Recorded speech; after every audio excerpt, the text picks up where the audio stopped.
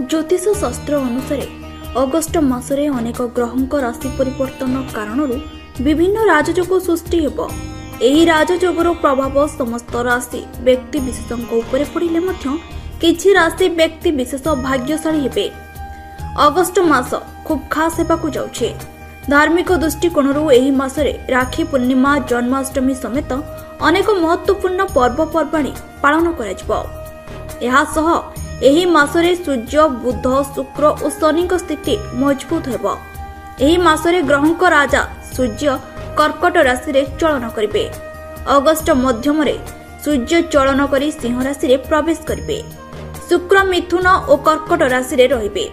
मंगल कन्या राशि रे रहिबे। शनि मीन राशि रे ओलटा चलन करिवे। बुध सीधा सह अस्त मध्य हेबे। ग्रहंक एभली स्थितिरु अनेक शुभयोग सृष्टि हेब।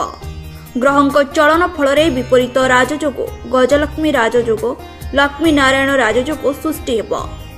मेष कर्म क्षेत्र में बड़ सफलता मिलिब।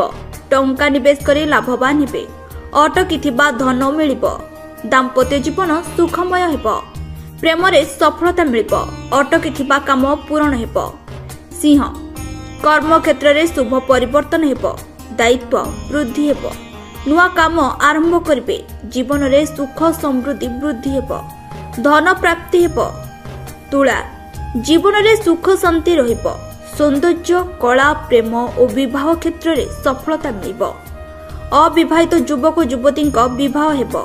दंपति संतान सुख पाइबे। खर्च कम और संचय अधिक हेब। मकर लागि रहिथिबा स्वास्थ्य जनित समस्या दूर हेब। सकारात्मक शक्ति रहिब।